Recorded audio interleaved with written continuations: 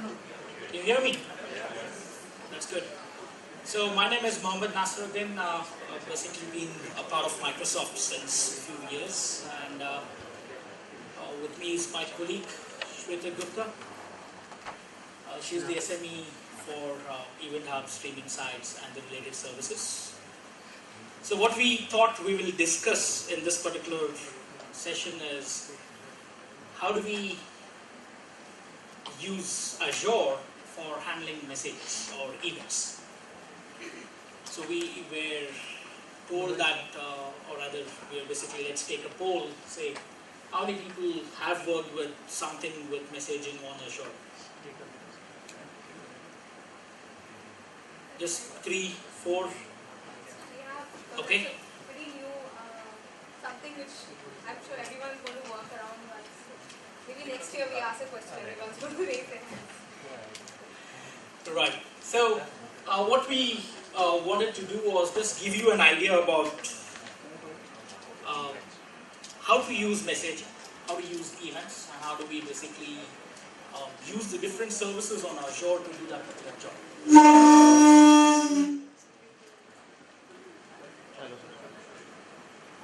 That's just a wake-up call for the people who are sleeping. नहीं आया बंदा तो फिर मेरे को भेजा है सर 5 मिनट का आप उधर रुको आप छोड़ो मत वो जगह वो दूसरा बंदा उसको लेके निकल. Right, so let's look at the agenda, what we're going to be talking about. First we'll look at where exactly the Event Hub is, because I still feel that we keep introducing new services and then we move them around for the purpose of better organization. So I thought let me just give you an idea about where exactly the Event Hubs are. That's basically the main component that we will be talking about today, right? So that's the reason why we have the service bus setting the context, first one. Then we'll talk about end-to-end solution, how it would look like if you're going to be doing events or message processing on Azure. What is that you're going to basically be using it, and what options do we have on Azure for doing that? So we'll talk about that messaging landscape. I'm sure a lot of people would have also been working on OSS, open source, right? So there are also a lot of tools, products, utilities to handle messages in open source, and I've picked up a few of them to compare against Event Hubs. So we'll look at that, the competition there, and then just to understand how exactly should we measure the performance. How many number of partitions should we have, or how many number of nodes should we have? We'll take a small use case which Shweta will basically drive that. We'll talk about the use case saying that, okay, this is the requirement. So for this requirement, what is that we should basically be looking at in the Event Hubs? So that's what we're going to be doing it, and then we'll have the Q&A, which we could have it here, or we could basically take it over to the lunch. Any questions on the agenda? Looks like that's what you all want to hear about, rather discuss about, right? I mean, actually this is a chalk talk, so we're not about to talk, we're supposed to discuss. Are you going to cover anything about the event processing patterns and things like that? Please give me one. So we have a use case where we go through, we take a use case and we go through how you, what architecture or what kind of architecture considerations you need to process those kind of events. So at that time you could probably ask your, if you have any more questions, we'd be happy. Yeah, I was saying that it is basically a chalk talk, so it's more of a discussion. So whatever questions you ask, I think that's basically the direction the discussion will go through, right? But if not, we have a few slides to take you through. But if you have questions and you want to start off with the questions, you're welcome to do that as well. So we'll look at the Event Hubs, where exactly it sits. So you can find that we have something called a service bus. That's the one of the major components on Azure.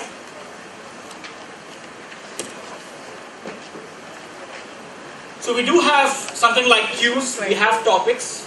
Both can be used for handling messages, can be used for handling events, right? But then we thought we wanted something to handle things on scale, especially if I talk about the hype that we have today, which is called IoT, right? Internet of Things. there are millions and billions of devices, and then you can basically see that if there are millions and billions of devices, the messages will also be in that number. It's not going to be in hundreds and thousands, right? So we wanted to have something that can basically deliver that kind of scale, that can handle that kind of load, and hence we thought we basically need a more specific one to handle that kind of a load, and that's the reason why we thought we could basically create Event Hubs. When we introduced Event Hubs, it was not basically under Service Bus, it was thought of as a standalone component that we basically organized it under Service Bus, because we thought that all things with respect to messaging are under Service Bus now. So if you want to handle simple queues for messaging, that's there. If you want to handle pub/sub kind of messaging, then you can use topics. If you want to go to that kind of scale where you want to handle IoT, right, or millions of messages per second, then that's basically what we're going to go to Event Hubs. There are chairs in the front, guys. If you want, you can come in. The scale is the only choice, reason why you would choose Event Hub? One of the, yeah. Yeah, so scale is, so the reason why we looked at Event Hubs is Service Bus has, for example, a limitation of 10,000 subscribers per topic. And when you actually go into an IoT scenario, you'll have hundreds of thousands of devices that are sending messages. So instead of having everything built into one service, we decided to move it out and have, so scale is one, and we'll touch that. They're far more to scale, velocity, variety, because it's just not computers. It could be devices, it could be sensors, it could be a lot of things. So we will answer that question. But that's one of the major parameters if I just want to classify them. He had the question. Can we do real-time synchronization between multiple devices, or I can say millions of devices like Apple, Microsoft, Android? What do you mean by telling synchronization? You want to synchronize the devices? No, I want to synchronize frequent messaging. Yep. For example, I need a good that give me an Apple page, right? So instantly you will get it on your device.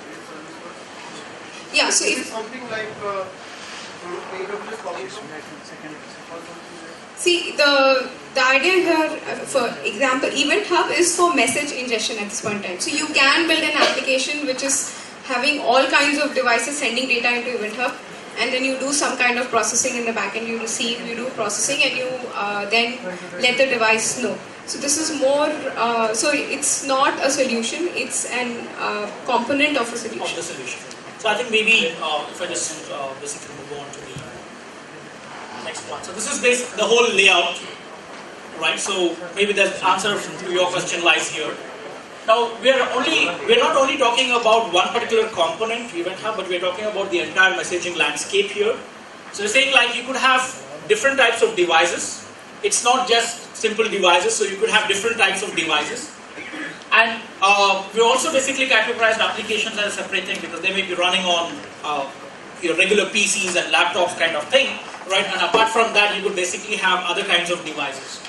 Now there are some devices which are IP capable, which you can have an IP address, right? There are some devices which cannot. If you look at some legacy devices, which are old devices, they are not capable of doing that. And if you also look at low power devices which are running very small things on them, right? They're not really having the whole HTTP stack on them, or they're not having the SSL stack on them, right? Low memory devices, they are not capable of sending HTTP messages or HTTPS messages. So there could be a different set of devices that you may be having. Now, we haven't really built Event Hub to accept messages from all these types of devices, because otherwise it would have basically been a real complex thing to do. So we're ensuring that Event Hubs is capable of taking the ingestion using the two different protocols, which are two standard protocols that we'll be working with, HTTP and AQMP, right? And but if you look at a messaging scenario, I have to deal with billions of devices, and it is not basically one type of device; it's multiple types of devices. So how do I handle it, right? That's basically where I said we look at an end-to-end solution. So these are all the devices that we are having it. Now if I take those devices, I cannot see, you can see that the arrow keys are not directly going into Event Hub. We also have a layer called collection, which is just like an aggregator, right? It's taking basically different types of messages in different formats with different protocols, doing the delegation part of it here, so collecting everything and then forwarding those messages to Event Hub. So in case you're having some old devices which do not understand HTTP, they're basically going to be using some different custom protocols, right? So it cannot directly talk to Event Hub, but instead you can basically create a field gateway. So a field gateway is like kind of an input endpoint for all your different types of devices with custom protocols, and then it delegates or forwards those messages to Event Hub in the way that Event Hub can basically take them out into your streams. So we have the gateways, and basically if you look at it, we have been working on creating, we're not yet there, but we are basically in the process of creating some kind of sample gateways so that you can basically use that as it is and then do some kind of customization on top of that, right? So it helps you to have that particular gateways in place. We're going to be releasing them on CodePlex, so you can basically go download it, do some customization to that, and go ahead and use those gateways to get the ingestion of the messages from different protocols and different devices into the Event Hub. Now once, yeah. Most of the IoT works on MQTT protocol. So does this have a direct support for MQTT, or I need to write my own field? You'll have to write your own field. So we are looking at publishing a gateway that accepts the MQTT. Yes, because it accepts AMQP 1.0 and HTTP. One more question related to IoT is IBM has a device which directly supports IoT devices, like message side. So does this anywhere I can connect the hardware directly to my? Depends. I mean, okay. I don't see an end-to-end solution. Why would you say that? Like IBM has provided, like it came up with the hardware to directly serve the hardware there, and you start accepting messages on various protocols. So in this, like I have to, for example, if I have a device which will accept my device connections, I have to write a custom implementation. See, that's what I was trying to answer. So when you say we don't have a complete solution, I wouldn't agree with you, because if you're looking at an IoT scenario where you have a variety of devices sending data into an ingestion and then you processing that ingestion. But yes, we agree MQTT is not there, and if you're looking at a hardware device, you also are limited with scale. That's one of the issues why we're looking at Azure. And it's any IoT scenario is a peak. You always have offs and ons. So that's one of the reasons why we decided to build it on cloud, or we have a cloud offering.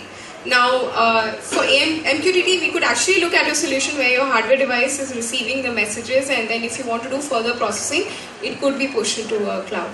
It could basically be a hybrid scenario where part of it is done on premise and part of it is That's why I said I have to Yes, get another for MQTT, yes, for MQTT you will have to. So the field gateway mechanism that you mentioned, is that part of the framework, or is there something that is external to the framework? It'll be, if you've heard of ISS, Microsoft ISS, it'll be made available as a part of the ISS framework. So MQTT would be one of the things, but nothing stops you from building your own or bringing your own and hosting it on.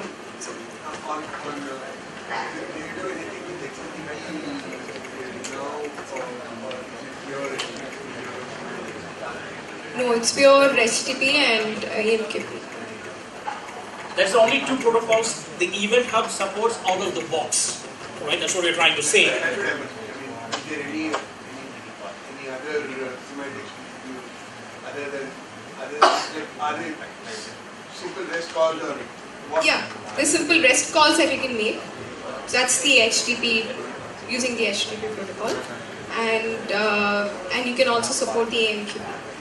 For authentication and other mechanisms. Yes, that's there. So you have a publisher subscriber model here as well. So each you can have a separate SAS key generated for each device, and so you can secure each device that is sending, or authenticate each device that's sending data to you.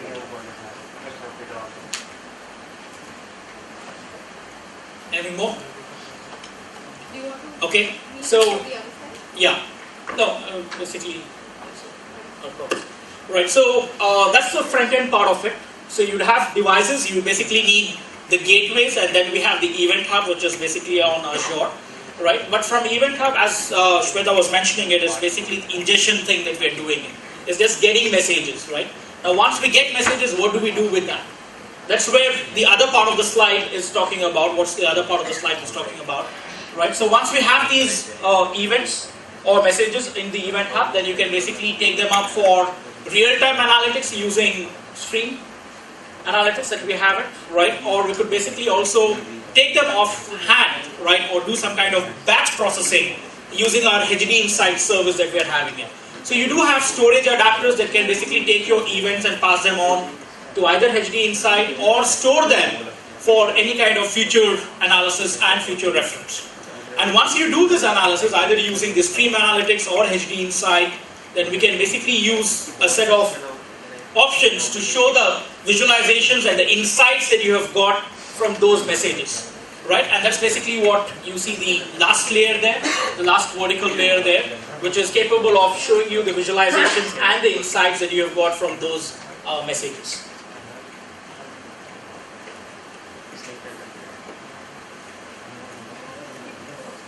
Yeah, I think we just basically is just repeating that up. We just compared Event Hubs with the 4 other similar products. I would not call them as services, but similar products doing some similar functionality, right? And we've listed a set of features saying that these are the features which we think are the differentiator for Event Hub. Comparing it against, I'm sure you would have heard the name Kafka, right? Scribe, Flume, and Kinesis. Anyone who's worked with Kafka? Okay, great. So we have some people there. Kafka, if I look at the feature sets, I will not basically read through the slide. I think the slide would be available for you to run through it completely.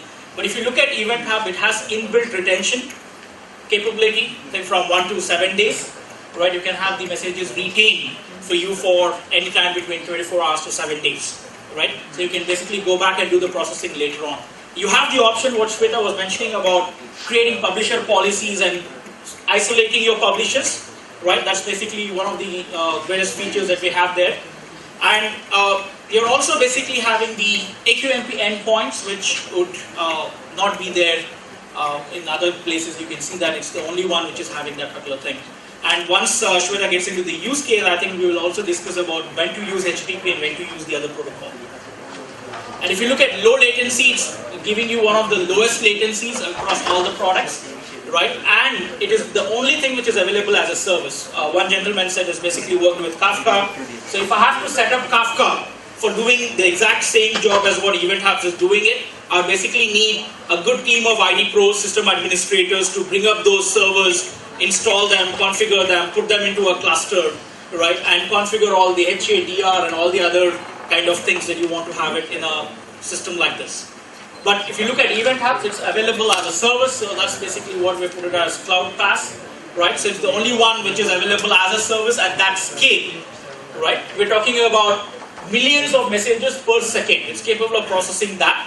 We have systems in production which are already basically doing something like 10 million to 20 million messages, right? We're basically targeting to go up to around 1 billion messages. But we already have systems which are already processing something like 10 million messages per second, right? Oh, sorry. So that's the scale that we are having it, basically with Event Hubs. And if you look at the comparison, it's much more better than all the other systems, just not for scale, but also for management and other purposes as well. So that's basically the quick comparison that we have. Any questions on that slide?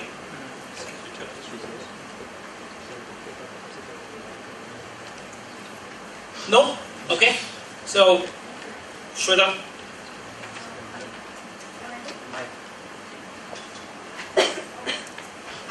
Yeah, I'm good. So, I love this slide. Okay, the reason I love this slide is it shows exactly what we want to achieve and what's there in Event Hub. So, how many of you have worked with Service Bus or Azure Portal, or have gone on Azure Portal and played around with it? If you, okay, maybe at the end of the session I'll show you within 2 minutes how you can actually set up an Event Hub which is capable of performing all of this. Now, one is variety. One of the reasons, this is the slide I was talking to you where, what were the parameters, why did we actually look at Event Hub?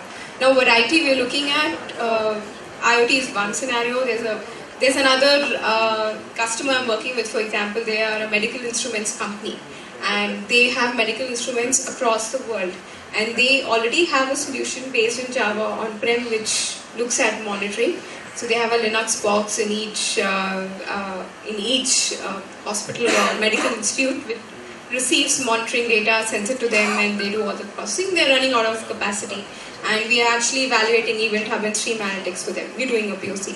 So there are a lot of use cases and coming with, I mean in the next, like I said, in the next 1 year you come across so many use cases where you need a lot of events, or when I say event it need not be an IoT, any kind of messaging that you need to receive. And it is generally a very small part of your app.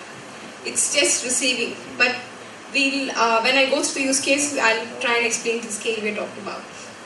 Then velocity. Now when I say 1 million event data ingress per second, that doesn't mean that if I go create an event hub on Azure, I'll get 1 million data ingress. No. Our aim is to read that. We've done tests to get that, but even simulating 1 million data events per second is, you need 100 cores to simulate that kind of event.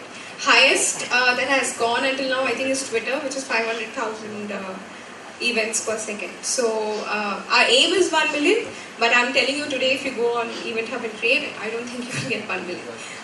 Then our idea is also to have more than 1 GB per second ingress. It's in relation to 1 million. And multiple consumers. That's one of the key things that's there in Event Hubs. So let's say you have messages coming in and you want to process it on stream, on demand. And at the same time you want to do a lot of, so let's say you have logs coming in and you want to query, okay, if this log has an alert trigger, okay, if this value is greater than this, immediately alert. And then you have these reports which run once a day. So you can actually have the events coming in and split into two consumers. They go in to both the consumers. One is just doing runtime analytics, which is constantly viewing the incoming messages and generating triggers, and one which is simply storing it, and then you run your queries on that. So it allows multiple consumers to consume the same event stream coming, and it automatically handles that. You don't have to, it automatically scales, it automatically partitions, so you don't have to worry about it. Then security. So you can secure each device, you can authenticate each device that's sending. Even if it's 100,000, if it's 1 million devices that are sending data, each device can have a security token with an expiry time, and you can actually throw out devices or stop devices from sending data. So if you have a model where you have an AMC contract, or the app is supposed to monitor only devices that are under AMC, and the moment the AMC contract expires, you can stop that device from sending data. Then buffer, so let's say your real-time analytics goes down, the app goes down, but the events are coming. You can actually start from where it went down. So you can buffer, you can move the cursor. So let's say it went down for 5 minutes and came back, you can start from 5 minutes before. It doesn't mean you lost that 5 minutes data. It stores, and then you can retain that for up to 30 days. So Event Hub will store all your messages for 30 days. And latency is measured from Event Hub outgress. Not the latency from the device to Event Hub, but once the Event Hub receives it, the amount of time it takes to process and makes the consumer groups available. And of course, cheap. Because it's a platform as a service, you don't have any infrastructure setup costs. You just have to go online and build on the data that's coming in. It's not like you've set up Event Hub and let's say it's a cyclical thing. You only have devices that send data in the morning and in the evening. So you will not be built for the time that you're not using it. It's data ingress that's charged. Not the publishers? I'm sorry? No per publisher charge. It's purely based on number of throughput units, which is actually the ingress, so 1 Mbps, the bandwidth you're using for data. How does scaling work? Yeah, that's a good question. This is not my super animated slide I'm going to show. So So the way scaling works is Event Hub is divided to partitions. And it's a choice you make. So let's say if we look at the instrument example, and you want to partition by the instrument type. So you want all the data coming from one particular instrument type to have one particular partition. They'll all go in one single partition, no matter where they are, which geography they are. Or if you want to divide it by geography. A lot depends on how you're analyzing, what your reports are. If your report is, okay, I want how much by geography, then you might have countries as partitions. But if you want by instrument type, then your instrument type is partition. Partition is a simple hash key. The way it works is it scales through these partitions, so you can add number of partitions to it. Sometimes you don't want to partition, you don't really have a pattern. You can just have it as a random hash key. But what it does is each partition has a 1 MB per second ingress. So that's how it scales.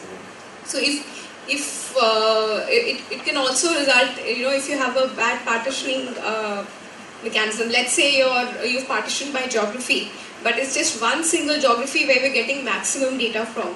Then your one partition is going to receive all data and the other partitions are going to be free. So you have to be very careful on how you define your partitions. Partition on single server or how? So it's an internal Azure engineering, even I don't know. But the way it works is that there are resources allotted to it. Do we need to worry about the VM or? No, you don't have to. It's completely a highly available service. So my guess is it's running across multiple VMs and across multiple resources. From a performance perspective, partition has a 1 MB per second ingress limit. Then what you can see is, like we said, you have a real-time reader which is constantly reading data real-time, and then you have the storage which is constantly getting data and you do whatever you want to do. So there's no latency, it's not like first it goes to storage and then it goes to real-time, or first go to real-time and then to storage. It'll come together to both of them. So what is advised to partition of? By default it comes as 16 is default in preview, 1024 is a limit, and it can go higher. So I'll just run through the use case and probably it will help. So what if we have only one partition, like how it will affect our see, if you have one partition, then you are limiting your message in bit by 1 MB per second ingress. So let's say you have 1 KB data packets coming, so you'll have only 1024 packets that can be read by Event Hub. Everything else will be buffered. The pricing model is based On on partition. the price, yes, it's based on the data that's coming in. So even if you Based on the partition. even if you have 16 partitions, but you have 2 partitions being used, you'll be built on that, on the 2 ones.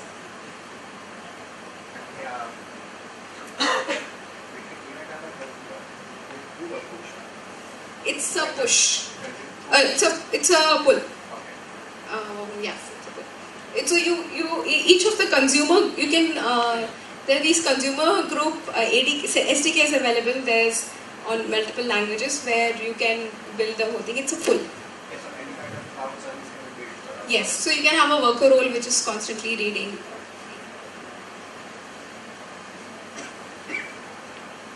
So I just run through, if you're using Event Hub and you want to set up Event Hub for processing messages that are coming in, there are 3 critical parameters that you need to consider. One is the throughput unit. So when you go to Event Hub, I'll show you later in the portal, it'll ask you, you're built on the throughput units. How much of inputs are you getting? And 1 unit is 1 MB per second ingress. Okay, so that's the maximum cap each unit can have. So if you estimate 12 MB per second at peak, then you need to configure, or you need to make sure you have 12 throughput units to be able to handle that peak. Then next is number of partitions. Okay, how many partitions you have. Each partition again has 1 MB per second. So when you decide a partition, if you think that having a partition doesn't make sense because you cannot actually divide your incoming data by any kind of logical grouping, you just have random partitions. Because then it'll round robin across partitions and the load will be balanced across. And the third one is number of nodes that's processing data. So in my slide you must have seen consumer groups. So each app or each consumer group is what is what we call as an application that's consuming data. So you can have multiple consumer groups, but within a consumer groups you cannot have applications that access the same partition. So let's say if you have an instrument type A, that's your partition, and you have two applications that use the same consumer group and they're querying, they cannot use instrument type A. Or you have the same application, two instances, both of them cannot call instrument type A. So you have a limit of, if you need multiple things accessing, there are ways, there are workarounds to do it. For example, you can have them into different consumer groups and go ahead and do it, or push them into two different event hubs. Just output it again into two different event hubs. So there are ways to do it, but that's the limit, and that's one key parameter you need to keep in mind when you're processing or looking at architecting. Yeah. So the consumer groups are these like what are the units of code you deploy in consumer groups? I mean, each of that node, reader node, you said you have APIs and different languages, right? Yes. So the node in a consumer group, is it a VM or is it some kind of a container or a library? It could be anything. See, consumer group is just a name. So I'll say, okay, I'm creating a consumer group. There's a default consumer group, Right. and then you can say I'm creating consumer group A. So any app which is reading from Event Hub, if it says my consumer group is A. So is it more of an abstraction from your Yes. side? So when we are coming in, we have to identify ourselves that I'm a reader from this consumer. Correct. Yes. It's the way. So if Yeah. I'm going to add a partition, I need to manage consumer group as well. Not really. It's to be honest, partitioning is more. It is related. I agree, but they are still even. Partitions is more when you're receiving data, how it's There are some distributed. limitations that this Yes. consumer group cannot query this Just partition, partition. right? So if I'm going to The add third couple one has partitions, stopped. No. Yeah. then obviously I have to go to consumer group, change it accordingly, and then it will work. If you want two apps to query the same partition, if you have two applications and you want to query the same partitions, that's when you get an issue. Querying is strictly partition based. No, you have to, yes, you have to provide a partition key if you're querying, or you can get all partition data as well. If I'm scaling Yeah. my event hub, I'm going to create some new partitions. Okay. So obviously I have to change my program as well. See, I let me get to the example where I'm showing to understand. See, partition is a very logical, it's a very logical grouping, and Event Hub doesn't care what your partition is. Like if, The consumers are here. yes, so when you're consuming data, so if you can give me an example, or if you have it, yeah. A consumer is tied up to a partition because you have to use a partition key.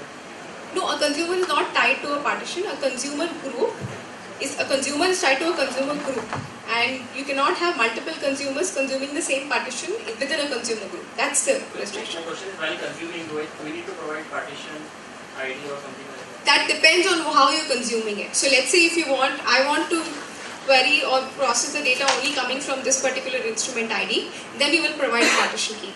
But if you want to say I want all data coming in from this time to this time, let's say. Scaling doesn't work nicely in this way because I have to add a new partition and I have to go back and change the code accordingly. Suppose I want to scale it and I want to make sure that I am taking up a new device on a separate partition altogether. So then I have to make a appropriate code change in my consumer. So that right? depends on your partition, the way you've partitioned it, right? So if your partition is a device ID or device type, obviously you will have to. But if you're adding a new device type, then you will have to change the way you get your consumer, or you just if you're able to write your consumer in a way that you pull the partition key from a list or from a database. It completely depends on how you're So doing it. that brings to another question where you have some kind of service locator type of service where that shows me all the consumer groups, all the partitions. Yes. You have all those APIs. You can get the list of partitions if you want Okay. that are there right now with their partition keys and use that and do it. So it can be done dynamically. This data will be passed in key-value pairs? Yes. It's so there is more it's key value, but the format of value is JSON or CSV or Avro. Not Avro actually. JSON or CSV. And timestamping in all are there any recommendations on clock synchronization? You have how do we make sure that our consumers are synced with your clock? Which clock or reference? What is your reference? See, the way Event Hub works is it just use UTC timestamp. But what we recommend to everyone is just send a timestamp value with you, because what you want to really measure. So, for example, that medical instrument use case, which is the recent one, so that's what I remember the most. We are asking the device to send a timestamp as a timestamp field. And when you're using it in Stream Analytics, we're using the timestamp field the device sends and not the timestamp that the Event Hub receives. So we tend to ask users to not it. Unless your requirement is to measure or monitor once the data has come, then everything is on UTC timestamp and you have to adjust everything, your app accordingly. My question is okay. I don't want to take a lot of time of the sure. session, but if you can, you answer this. In your JSON format, your subscription fields, what are the native fields of the message hub versus the fields that are user defined? So native field is partition key. Okay. That's I think one of the and then of course the Event Hub name and connection stream. That's it. And your native timestamp obviously, right? Is timestamp native? No, it's not. So see, the way it works is you can query it with the timestamp, but that's not while sending. While sending, it's just the partition key that you need to send. That's a native thing. While querying, you can set your buffer by timestamp, and that is at the reader end. Okay, sure. I'm sorry if I'm not able to get your. So if you look at this, how much time do we have? We have 5 minutes. So if you look at this scenario, we're looking at an application which is monitoring several systems, and we're looking at systems that have sensors that send data every 5 seconds, and the data size is 1 KB. I'm keeping it very simple, and we have 150,000 such systems. Is it it's a pretty valid, or it's a pretty real life scenario right now, right? It's a believable scenario where we have 150,000 systems. Now, if you're building an app which is wanting to receive and process this data, where receiving is just a small function, you would actually need to, I missed a slide. Oh, yeah. So we are actually, if we measure that every 5 seconds, we are going to get around 30 MB per second data. So we have to if we do this math, we have to cater to 30 MB per second ingress. So that means we need at least 30 throughput units. So you can, write a program where you say, okay, if it's only during these times that you need 30, so you can scale up and scale down your throughput units, but your maximum requirement is 30. That's how you calculate that when you set an Event Hub, what your throughput units is going to be. And then number of partitions. Now this is, for me, I'm partitioning it based on location. So I want to query the data based on location, like how many devices in this location have sent this data or something. That's why I am defining number of partitions as 50. And number of nodes of processing. So I want everything in one consumer group. That means I need to have, maximum I can have is 50 different nodes that are processing. So if I want each, when I say nodes, it means, let's say I have an app which is reading data, but I know the data that's going to come is very well distributed across locations, and I want to scale individually. So I can have 50 instances, 50, so it's a worker role or it's a VM. I can have 50 of those VM each reading one location, but that's the maximum I can have for one consumer group. If I want to scale beyond that, I can have 2 consumer groups both reading the same partition and then probably then dividing it by instrument type or something. But these are the 3 key parameters you need to keep in mind when you are architecting for message ingestion in an Event Hub. And these are the default limits. So you have 16, which is right now, and 8 is minimum. Actually that's changed now to 16 is minimum as well. Maximum you can go to is 32, but you can raise a support ticket to go 1024 or higher, because we would love to talk to you if you have a requirement of 1024 or a higher limit. And this is the throughput units, the same thing. let me quickly show you an Event Hub since none of you have seen that on the portal, right? I'll just do that.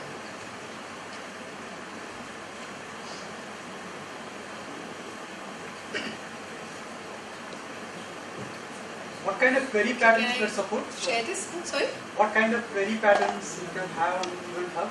So Event Hub is not for querying. You can only receive data. Then you can consume it in some other app. For example, Stream Analytics can directly connect to Event Hub, read data, and the query pattern will be SQL. So, sir, I'm not talking about querying as from a database point of view. No. But as a consumer group, as part of a consumer group node, can I receive only by partition key? Is there any other means? Partition key and your buffer, your timestamp. One second, I'll just.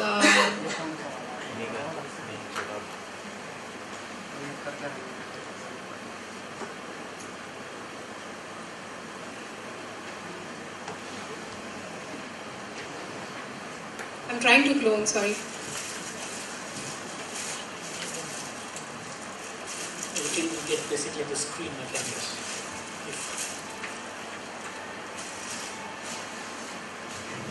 So if I just quickly go to Service Bus, click on Event Hub, do a quick create. Let's say test.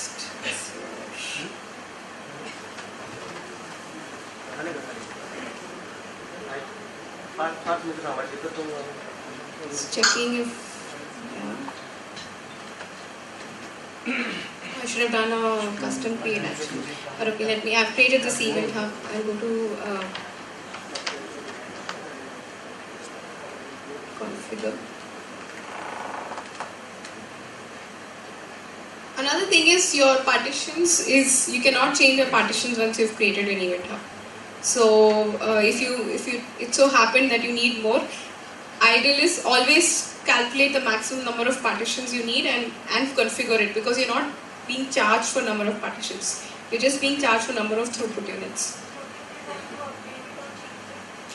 You'll have to delete and recreate at this point. Yes. Yeah. So these are the some of the things that you can set up. Once you create an Event Hub, see, you will get a connection string. I'll just show you a piece of code which you can use to connect to send messages, but you can generate SAS keys so you have an API, so each device can actually generate SAS keys or be given SAS keys to send data, and you can control whether it is for managing or sending or listening only. So you can segregate your devices or apps. So I'll just show a small piece of code. So this is using .NET, but you have SDKs for Node.js, for Java, and we'll be updating the SDKs for the other Python and other languages. But these are pure REST calls, underlying REST calls. So you just need to have a REST call functionality built in to consume or even send data. So if you look at this, I'll just zoom in.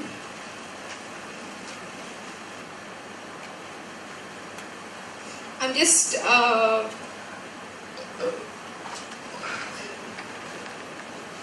so this is my class. It's a simple class where I'm sending timestamp. As I said, one of the best practices of sending data to an Event Hub is send your own timestamp, the timestamp in which the data is originating from the client, because most probably that's the timestamp you're interested in, not the timestamp that it takes to receive the data, because there will always be a latency. And so I'm just sending a timestamp, a building ID, temperature and sensor ID. It's a simple class. And then I'm just doing a serialize. I'm just serializing it to a JSON object. And then I have this event data class and an event hub client class, which I simply have these classes built in. So it took me 5 minutes to write this code. And if I run this, I'll show you it. It starts sending this data into Event Hub. Okay, so the point we want to make is that now if you have an app which you're now migrating it to cloud, or you're building an app which is going to receive a lot of messages per second, instead of creating your own infrastructure, setting up things, you can use this as a service model, because in all probability processing messages is not going to be your primary application. this is just a part of your application. Once you get these messages, what you do with it is what your actual business logic is.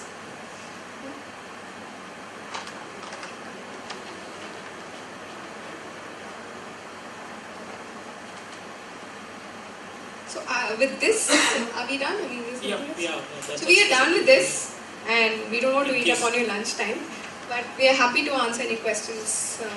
Can you save images? Sorry? Can you save images as a like data type? You have to encode it into. Right now it supports only UTF-8 encoding, so you'll have to do a binary encoding and send it. You can. If you're using .NET client to select the one I'm using, there's a 256 KB limit. But if you write a raw REST API call, you can. There's no limit, so you can actually technically send images. Is there any guidelines or the best practice for the sizing of before it is starting sizing one of the Absolutely, yeah. Sure. Yeah. So the things that I ran through you, 3 critical parameters, all of that is available on MSDN documentation, their blogs, but you will have to do some kind of an estimate. 2 things that you really need to estimate is number of partitions, because you cannot change it once the event hub is corrected, and number of nodes that you would be consuming. Apart from that, let's say your load increases, you can just increase the throughput unit. So it doesn't really matter, as long as your number of partitions is fine. load is fine, that's fine, but the number of partitions is something which is because you would have a stable formula to get. No, you don't. Is it based on just the how you envision your app? Yes, how you're going to consume it. It's purely based on that. You said partitions cannot be created on the fly. No, Partitions cannot be changed. partitions The number of cannot be partitions on the changed. event hub. So if you have 8, you created an event hub with 8 partitions, you want to make it 1024 now, you cannot. You'll have to delete the event hub and recreate it. What about the date? What about the messages while I am creating new events? Yeah, so if you have messages pending in it, you'll have to read through, flush it out. Come on, I mean, it won't retain those messages. Yeah. So there are no APIs to add dynamic partitions or create event hubs. You can create event hub, you can, but you cannot change the number of partitions in a created event hub. That's the restriction that's there. The number of partitions can be anytime, right? 8 partition, I have like 16 partitions. At a time, there will be like just 8 partitions. In the queue, the event hub. That you mean there is data coming for 8 partitions, or what is the? See, in my application, there will be 16 partitions. Okay. But at a time, I will make sure that only 8 partitions will be there. Event hub. Will it be possible? So I mean, it doesn't matter. So if you have provision for 16 partitions and you have data coming only for 8 partitions, it's okay. It doesn't matter. The event hub is provisioned for 16 partitions. Later on,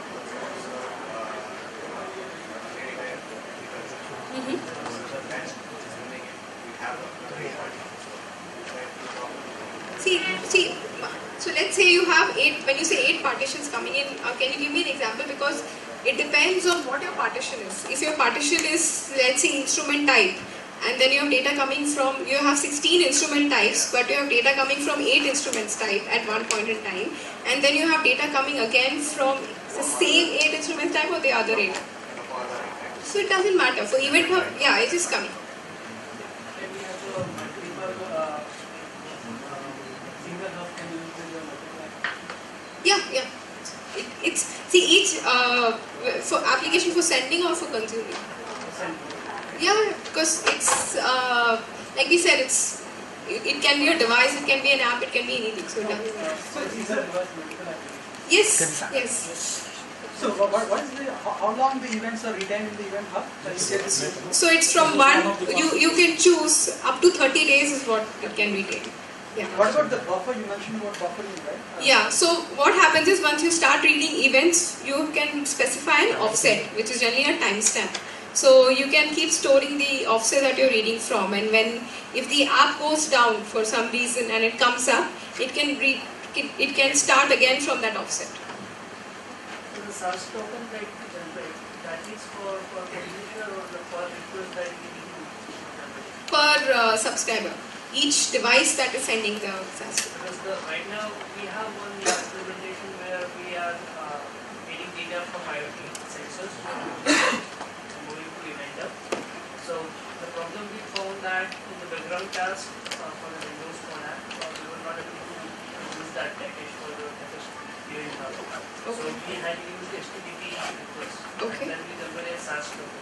Okay. So that actually right now what we found is that it sometimes it expires. Yes. So what is the limit for that? Like for every request we need to generate a new token, or it will be for one device? No, it's generally for one device, but it does have an expiry. So it could be a 1 day expiry or a 1 hour expiry. We probably need to connect later to check what. If it is expired, you will have to build in a check in an application. If it is expired, then generate a new one and then send it. And another requirement is that we need to pass with GUI location as well. Okay. With the same request. Okay. So I guess I found the answer that we can have a separate partition key for that. Yeah, you can. Yeah, that could be your partition. Better architecture. It depends. How are you parsing or are you processing based on geolocation? We don't want to have two vendors. We have one vendor, but at the consumer side, one data we want to push to the Power BI system analytics that we are going to do. Another one we want to push it to Microsoft Dynamics. Yeah. Or maybe on-premise database. So see, it doesn't see that the number of partitions over there. What your partition key doesn't matter so much. If you can, it could even be a random one, because my suggestion is it should be a random one. And then once the data comes in, you have two consumers, one which is using Stream Analytics and one or Power BI, and one which is using the Dynamics. The two consumer groups that are receiving their What we could do is basically maybe connect offline and sharing more about your scenario, right? Thanks guys, thanks for spending time with us.